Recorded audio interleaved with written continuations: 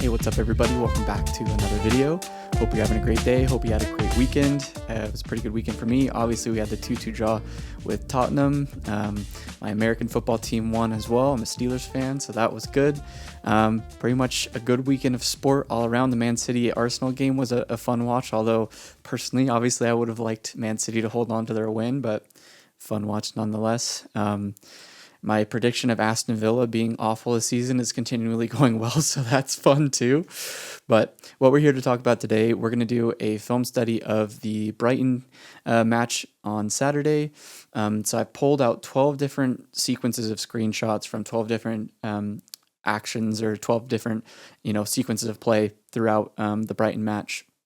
And so we're just going to look at those and kind of dive in and see what we like, see what we don't like, see some positive, point out some players, and kind of just look at all the tape. So if you're not super into looking at film and trying to break down every action, maybe this video is not for you. But hey, you might enjoy it as well.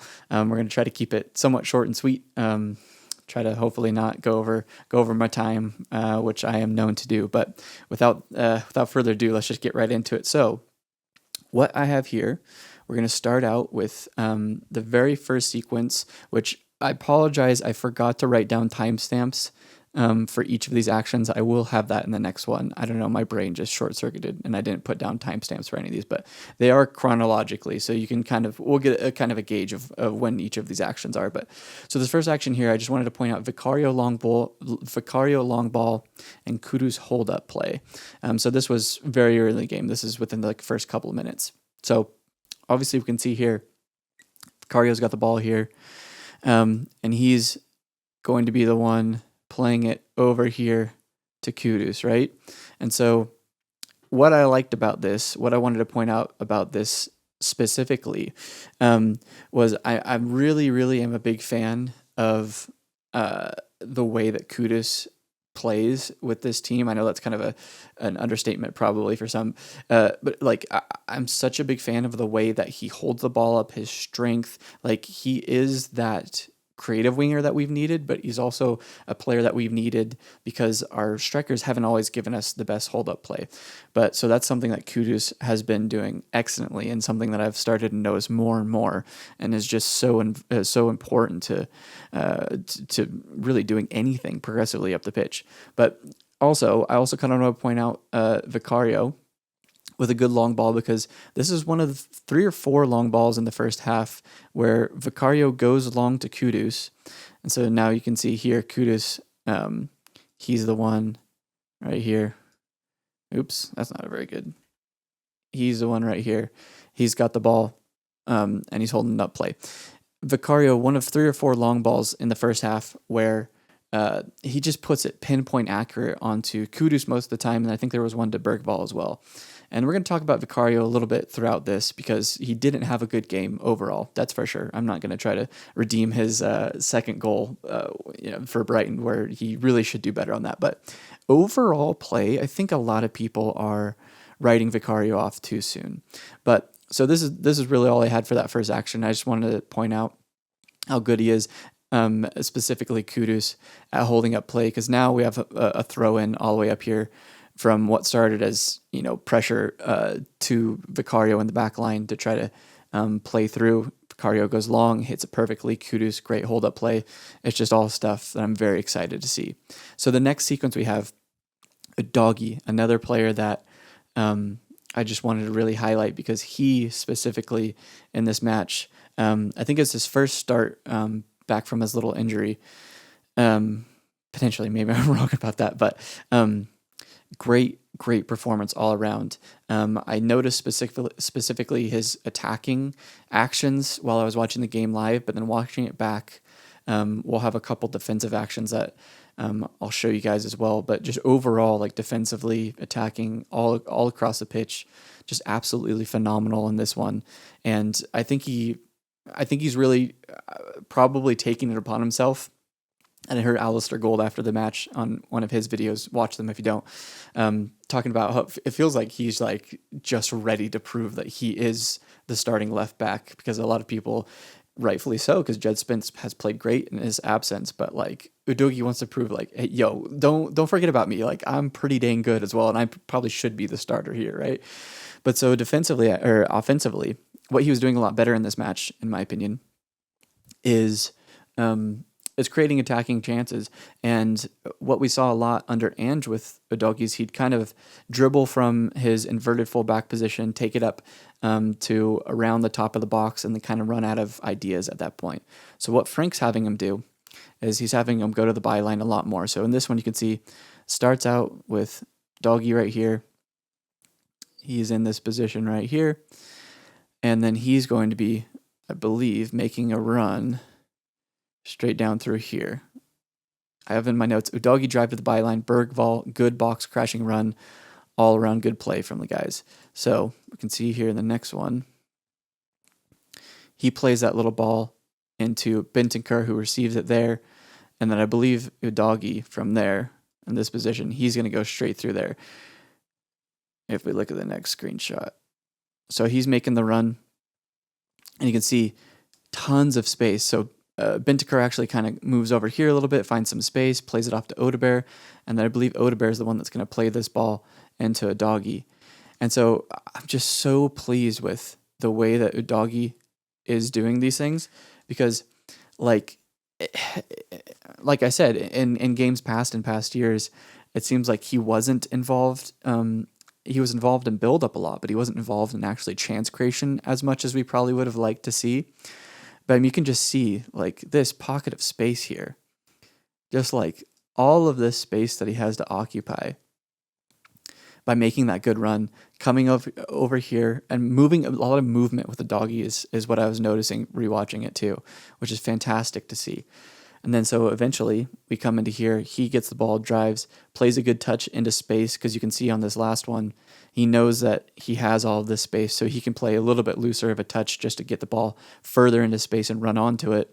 And so now you can see here, what I also want to see, good box crashing run from Bergvall. Bergvall overall, we're going to talk about him because watching it live, I was a lot higher on Bergvall's performance, and then some people, rightfully so, pointed out in my comments on YouTube and on TikTok that they saw a lot of loose touches from Bergvall and maybe didn't have the best game. And actually, I think that's true. I noted down some of his touches. We'll get into that later, but he did have some moments, and this was one of them right here where he makes a good box crashing run. Udogie in a perfect position to continue to drive into that byline, and then hopefully, you're going to be able to play this ball into here, into Bergvall's path as he crashes into it, right?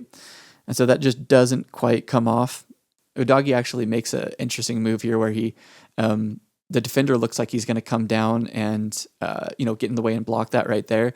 And so Udogie keeps going, and he beats the man right here, leaves him in a pile on the ground, and then gets to the byline and plays it back. So it doesn't work out exactly as you wanted to, because if we come back to this screenshot, if he is able to play this ball in here, maybe more of a curved ball, difficult one. I'm not saying that that's going to be an easy ball. Ugh, this tool is hard for me. That's going to be a difficult ball to play. But if he can play that, then we kind of avoid this situation where now the box is more crowded. But overall, great play from him. Very excited to see that he's getting more involved in the attacking phase of play, right? So the next one I have is the foul by Kudus, which is in no way a foul. I have him in my notes here. In no way is this a foul by Kudus. Also another great ball from Vicario. People who doubt Vicario are crazy. He's a fantastic keeper. I was maybe a little emotional where I wrote that note, but I do believe that he is a good keeper, definitely the best one we have at the club. And I think he's underrated. And I think he's drastically improved his distribution this season over the last two seasons, where it just looks like he didn't really like playing in that system with Ange and having to play out from the back constantly. I think he likes the ability to go long. And we can see that he's actually pretty dang good at it too. But I wanted to point this out because in no world is this a foul. So Kudus is looking to receive the ball. The ball's over here somewhere. He's looking to receive the ball. He's just got like his shoulder on Kadioglu there. And like he doesn't reach an arm out. You can see like he doesn't reach his arm out and push Kadioglu in any way. Kadioglu just kind of loses his balance as he's trying to keep up with Kudus. Kudus makes a great touch, brings it down, and I don't know if I have the following screenshot. No, but like when he brings it down, he's in like acres of space. I think there's an attacker, probably Richie, over in the other side of the box. Like it's probably a goal opportunity, but like the ref in this one, and I think Hertzler came out after the game, or maybe I'm misremembering this with the Villarreal game. I think Hertzler came out and said that the ref was calling things in favor of the other team. I don't know. Refereeing this season has been something else in the Premier League. But so if we go back, our next sequence here, our fourth sequence, is the first goal for Brighton. And I just wanted to point out a couple things because it's a turnover, high line, which starts with an Odegaard dribble turnover.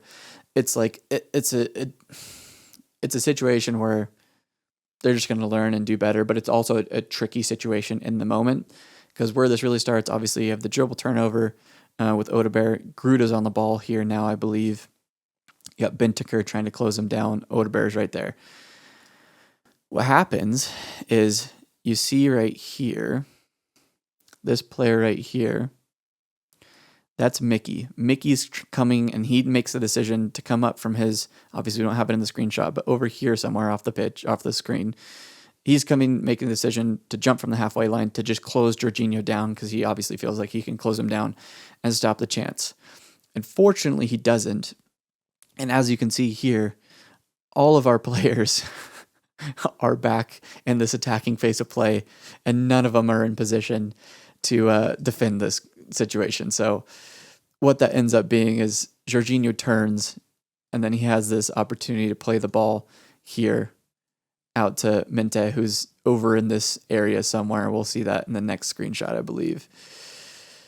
So you have Mente, who was over in this area somewhere here when Jorginho had the ball. Jorginho just plays a great through ball.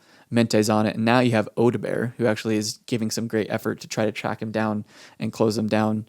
But you have Odegaard here, you have Kuti all the way over here, and then probably Pedro Porro over here, but I mean, he has no chance of getting back to this one. So now you just have Mente, who's one of the fastest players in the Premier League, with a free opportunity to drive on goal.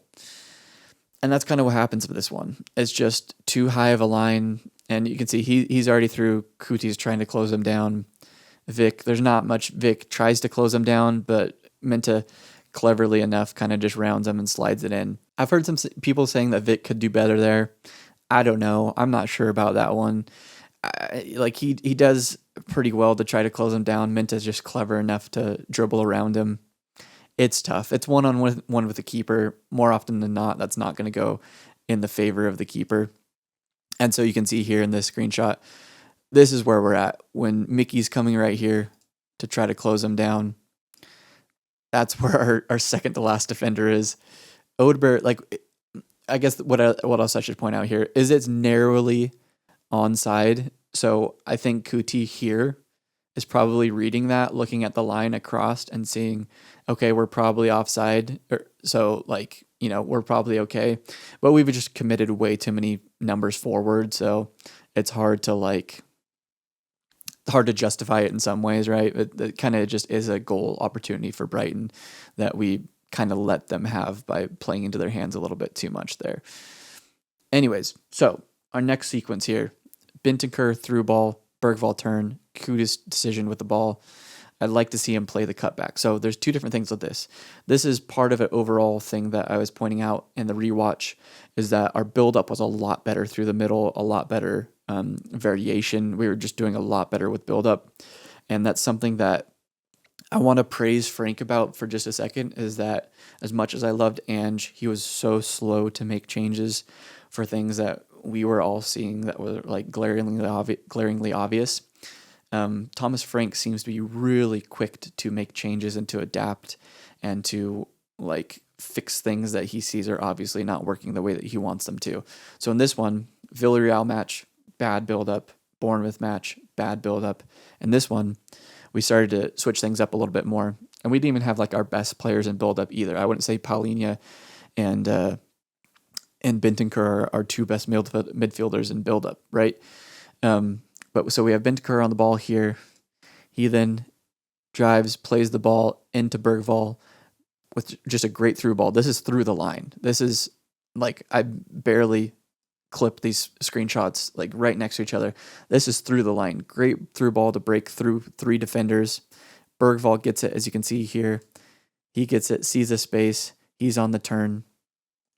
So he makes a great turn, which is something he's very good at. Plays the ball in to Kudus. Kudus now has it on the wing here.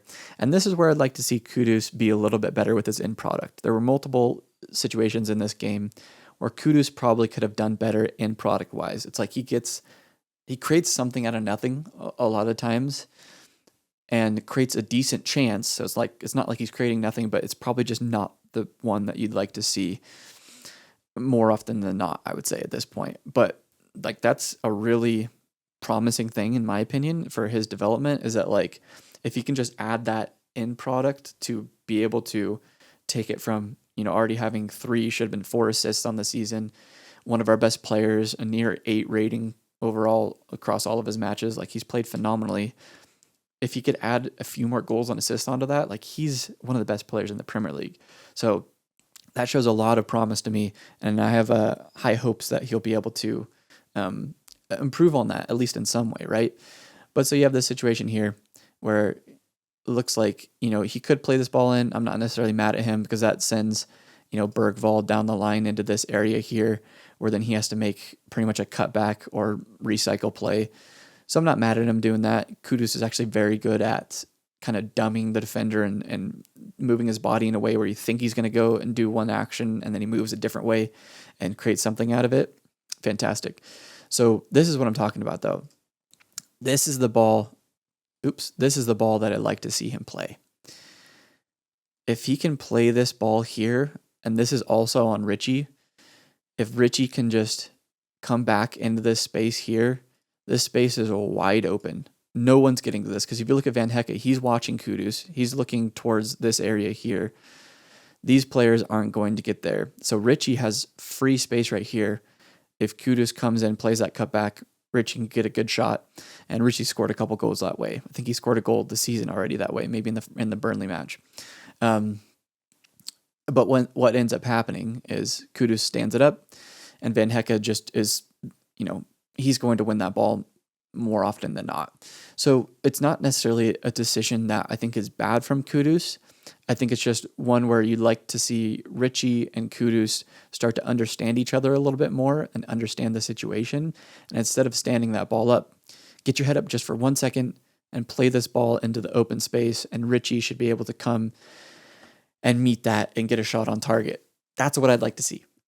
Maybe that's asking too much, but I think that that's something that they'll probably start to develop with more time together, right? Okay, 6th sequence here. Build-up structure. Bentancur and Paulina switching who drops deepest throughout the game. I thought that was really fun. Kudus draws man to him. Bergvall makes clean run unmarked. Unfortunately, it's a bad touch, and it rolls into touch, but like the sequence leading up to that was exactly the build-up play that we need to be seeing. And an overall point that I want to bring up for our build-up that I thought we saw a lot more of in this game is just taking what the defense gives you and reading the defense and just continually playing the balls, moving, just continually being fluid instead of kind of thinking we need to be more mechanical and build it up through these different structures. I think we saw a lot more of that today, and I think that paid off, or I should say today, Saturday, but in today's film study, right? So we have this time it's Kuti on the ball, but we have Paulina as the deepest one dropping back here. Kuti actually ends up playing it out to Kuti, or to Kuti plays it out to Pedro. Paulina's moving. I think he's going to be the one to receive the ball. Or no, this is the Pedro long ball. My bad. But I just want to point out that Paulina was the one dropping deep, because in the previous screenshots we saw, it was Bentancur. But what this actually is Pedro Porro with a good long ball, who he had quite a few of them throughout the match. And geez Louise, I'm all over the place with these names. Bergvall is in acres of space now. And so that's where I wanted to kind of point out that I'm not completely opposed to going long. In no way. I've praised Vicario already in this video for doing so. And Porro had some great long balls as well. But it's like opportunistically is when you should be going long. If we go back to this screenshot here, you can see like this isn't on. That's probably not where you want to go. You could try a switch, but that's not on. So it's like the way that Brighton is defending, this ball is on. So play it. Like I have no problem with that. Because what that ends up doing is, Bergvall loses with a heavy touch and it goes into touch. But if he doesn't, he actually receives the ball somewhere around here. Whoever that is, Lewis Dunk's still like over in this area when Bergvall receives it in this area. So you have an opportunity if he makes a clean touch like Kudus would typically do. You could play it into Richie, maybe Vintaker kind of makes a run over here. Richie comes back. Like he's got plenty of options to create an attacking chance. So I'm just happy to see that we were playing, Brighton was trying to defend one way and we were saying, okay, well then we're going to take what you give us and we're going to try to make something out of it. That was good to see. Okay. So this one is interesting. So Hertzla's literally clapping the defensive trap. Then Paulinho plays a switch. Take what the advantage of what the defensive gives you. What I was just saying. Don't try to be too cute. Just play the way that the opposition is letting you play and punish them by doing so. Right. So you can see here. You can see here. Hertzla's literally clapping the trap as they're closing in. He's like, great defense, guys. We're really closing them down. We're doing what we need to be doing. And then 2 seconds later, Odebear's on the ball. Odebear plays it back. And then we have Paulinho getting on the ball, turning, and he plays this lovely switch all the way to Pedro Porro, who's got his hand up. You can see. And now Pedro Porro is on the ball driving. And then he drives down all the way, gets down to the corner of the box, plays a cutback. And it's a crowded box at that point. But Bergvall almost gets to it. I don't know if he was trying to dummy it or if he just misses his touch. But the ball is here, obviously, right? Ball is right there. He could probably get a toe to that, flick it in past the keeper, or even flick it in near post potentially. So, I mean, that's a really good chance. And that starts from the defense all the way back here. That starts from the defense trapping, Hertzla praising the defense. And then we end up with a situation here where we actually have a pretty good goal scoring opportunity. So that was positive in my opinion. Okay, next one. Bergvall drive up the middle of the pitch. I was wrong in my previous video. He doesn't collect it from Vicario. He actually collects it from Van de Ven. The point kind of still stands that if he's not fouled by Jorginho, he's all the way through and he can play a key pass because he's got acres of space. No one's really closing him down in the middle. So you can see here, Bergvall, he's in this space right here. Mickey plays it to him, and then Bergvall has this opportunity to just turn and run down that way. And that's what he does. Makes a good turn. Oh, that's still on. My bad. Drops the shoulder, turns, drives, dribbles. And if he's fouled right here by Jorginho. But as you can see here, he's already passed these two defenders. 3 actually. So if he keeps dribbling, he's not going to be able to close him down until he gets to about right here. Richie's in. So like in this chance where he comes to close him down, he can either feed Kudus into space with a through ball there, or feed Richie, because this defender here is going to have to try to close him down. So it's like that was one of the efforts that I saw from Bergvall, who that was really positive. But maybe this is a good opportunity to just stop and talk about Bergvall altogether. So as I mentioned earlier, I was really positive about Bergvall in the first watch live. But second watch, I actually think that he was probably off it a little bit. And Frank actually talked about that in the post game. So 1 second. I had to clear my throat. I was starting to get dry mouth here. Been talking too long already. We're at 25 minutes. My bad, guys. This might be a long one. So Frank talked about that in the post game, saying that sometimes Bergvall just needs to get his head up and think for a second before he makes an action, instead of kind of trying to do too much with the ball and maybe maybe it's more, maybe it's a combination of playing too instinctively or just like trying to make something happen as soon as you get the ball and like putting undue pressure on himself. But I'm glad Frank noticed that and pointed that out, because what I noticed through my rewatch was I jotted down all of Bergvall's touches, not literally all his touches, but like, when he had an opportunity to do something with the ball, I jotted down all of his good touches and his bad touches. And he ended up having, in my opinion, 9 good touches and 10 bad touches. So essentially, when he gets the ball, does he make a positive action, or does he turn the ball over and just make the wrong play? Is kind of how I graded that. So yeah, I think on rewatch that's fair for everyone who was saying, he was telling me that Bergvall didn't have the greatest game. I was probably carrying over too much, of the hype that I saw from previous games. And realistically, yeah, he kind of had an off game, which is fair enough. I mean, he's 19. He's going to continue to get better, and he still had a pretty decent game. So anyways, if we go back into our next action, what do we have here? So, okay, so this is the second goal for Brighton, right? So this is just Bergvall, one of the poor actions for him, in my opinion, right? Not even in my opinion. It's clear, poor action.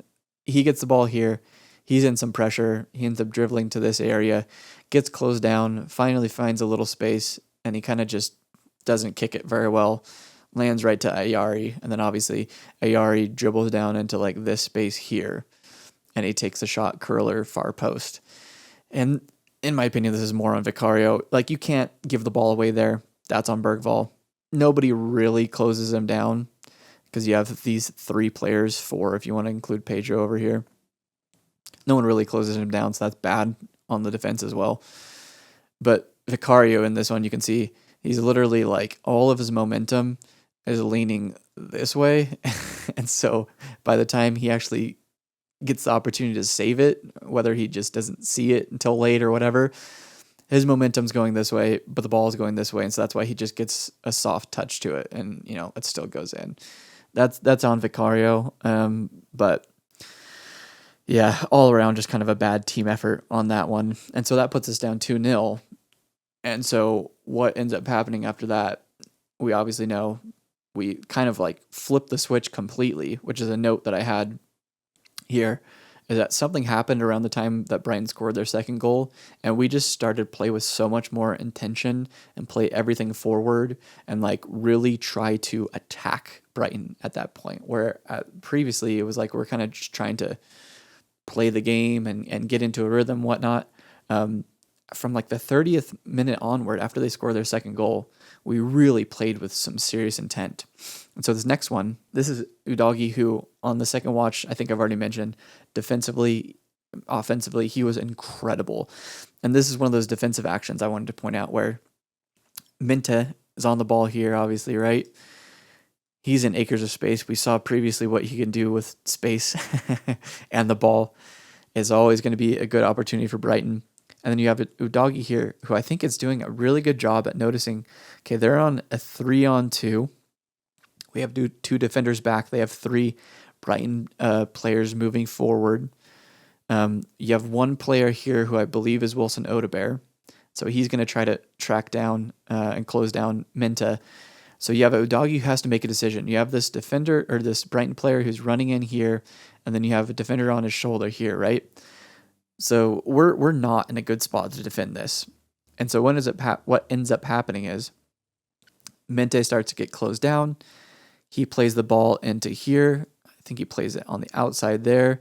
And so Udogie decides, okay, I'm going to have to get to the ball, because if he gets on the ball and Udogie decides to just defend the situation instead of defending the man, it's a 1-on-2, and you're relying on Vicario to stop the shot more or less at that point. But with Udogie's pace and his intensity and his effort and all of those good things, he ends up getting the ball and stops a clear goal. But you can see if he's on the ball here, he's got a pretty clear cut back there, or he can even probably take a shot at some point, right? So just a really great effort from Udogie there. Fantastic to see. Okay, this is our third to last sequence here. Bergvall, good run, but poor cross. kind of silly because he checks just before and sees that he only has Richie in the box.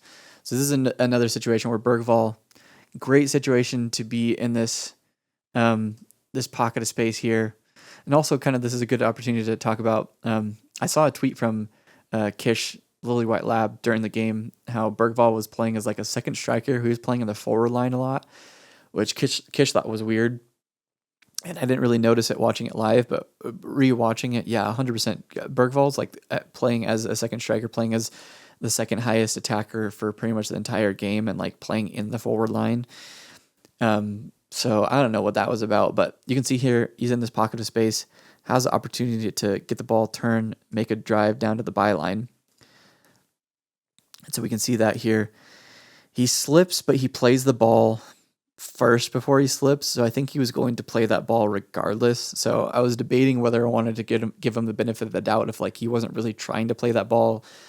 I think he was. But so the note that I wanted to point out for this one is that he checks his shoulder just before this situation. He checks his shoulder and sees that Richie's the only one here. And so the fact that he decides to then play the ball across here, it just doesn't seem like the right opportunity. I think that's exactly what Frank was saying, is that like, just take a second and think about what you're doing before you do it, instead of rushing things. Because if he gets his head up, thinks about it for a second, this clearly isn't the right ball, right? Like Richie's going to have to do really well to split 3 defenders this way or this way and try to get to the near post and like chip one in. That's going to be really difficult. That's not the best ball on. So that's just Bergvall trying to, just has to grow into the game a little bit more and kind of just take his time and pick out the right decision. Okay, second to last. This is actually really good for the goal. Paulinho wins it. Good forward ball from Kudus. Bentancur drives, plays to Odegaard. Kudus shot. Richie rebound and gets a shot off. So this is the first goal for us in the first half, right? So as we see here, Paulinho wins the ball here. And this is what I think Paulinho brings. Yeah, he's not the most progressive player. Nope. Like he played that really good switch. That's kind of the best thing that he has in his locker as far as ball progression goes. But tackling and just like setting the team up to move forward, I think is what he's obviously elite at. And I think that's where we should be using him, is we should be using him as that screener and the player who just wins the ball back, and then have more progressive players ahead of him. Like he's just the one that like gets it and says, all right, guys, like do something with it, right? So that's kind of what happens in this one, is he gets the ball, wins it, plays it forward to Kudus. Kudus was in that pocket space. He has it now, plays it forward to Bentancur, who gets on the ball. He drives, and I think he plays it wide to Odegaard. Odegaard is in this space here. Odegaard actually notices that he doesn't really have much on, and so he actually makes the smart decision to play it back to Kudus, plays it back to Bentancur, who then plays it on to Kudus. Kudus obviously takes a shot. It kind of ricochets and gets into Richie's path, and Richie just claims it and kicks it in for the goal. So that's how that sequence ends. Fantastic to see. I in my first video, like right after the game, I called it a very scrappy goal, and it is in some ways, but it's also, there's a lot of quality in that build up too. There's a lot of good decision making, a lot of forward intent. So overall, I think that was fantastic to see the way that was executed. Okay, last one. And you may be wondering if you've gotten this far in the video. Last one, we haven't even talked about Xavi yet. So this is the first action that Xavi really gets in the game and does something positive with it really early on. This is only a couple minutes into his cameo. And so what I wanted to do on this video, because this video is already running really long as is, and I wanted to see, as this was the first real opportunity that Xavi had in the number 10, I wanted to do a full breakdown just on Xavi, comparing his couple matches playing on the left wing, and then comparing this one in the number 10, and just kind of see how that all works out, see what he does well in each position. Spoiler alert, I think he's way better in the number 10. Like, I think that we should be playing him in the number 10 every game that he plays, more or less. But we're going to save Xavi's actions for a future video coming in a couple days, and so obviously we'll get to the second goal in that one and see more of Xavi. But so just wanted to point out in this one, Xavi's first action, we were playing a lot in transition in this match, which I thought was interesting. That was kind of has to do with that intent, is that like instead of just coming up, winning the ball and then moving it up to the halfway line and then recycling it back, and like we were just trying to play forward, like, which was fantastic to see. This pass is something only Xavi could play of the players that we have fit right now. Obviously, you could say Decky or Matters could probably play this as well, but Xavi is really the only one. If it rolls to Richie, it's a goal. I think it will be a lesson for Bergvall. He doesn't need to be the one to try to make everything happen. So that's essentially what plays out in this one. So you have Kudus on the ball here. Good position. Kudus is driving. You have Xavi right here. And then Kudus drives forward, finds Xavi. You can see Xavi here perfectly. Hands down, he's saying, play it into me. I'm open. I'm like, give it to me. And that's what ends up happening. Kudus plays it into Xavi. Xavi gets it here on the turn. He makes his turn and doesn't actually like turn and dribble, which I think is so good for Xavi because then that closes down more space. Xavi just gets it, turns, and plays the ball through. And he plays it through into this space here. Very narrow channel. That's why I'm saying I think it's only Xavi that can do that so quickly to grab the ball, turn, and like see that pass on and play it all within like a second. Plays the ball into space, and as you can see here, we have two players. We have Bergvall here, we have Richie here, and I think you guys can see exactly what I'm saying. If this rolls into Richie, Richie's in here. You can see it in this next screenshot. If Bergvall doesn't grab it, if he's just not in this space, or if he dummies it, this is such a good angle for Richie right here to take a shot. Either he could probably beat him near post since Verbruggen is pretty central, but if Richie chooses to like take one touch and then that brings Verbruggen more this way, Richie could fire it far post, and that's a pretty good scoring opportunity. So that's the last screenshot of the day. And that just shows exactly what Xavi can bring in the number 10. Just so much creativity, so much fluidity, so much combination, like literally every like superlative you could want out of a player playing in an attacking midfield position. He just looked like so at home in that position. And all of our players kind of like got better as he got on the pitch. And the last thing I'll say on that is that Ali Gold actually made a really good point in his video that like putting Xavi on the left just seems like such a waste because him and Kudus combining is so deadly. Like that's going to be a key to our attack this season, I believe, because Kudus already does so much. But if Kudus has somebody else to combine with who is just as technical and Xavi more creative and like better vision, not to say Kudus is bad, but like Xavi is pretty close to elite in that department. Cinema. It's going to be cinema all season.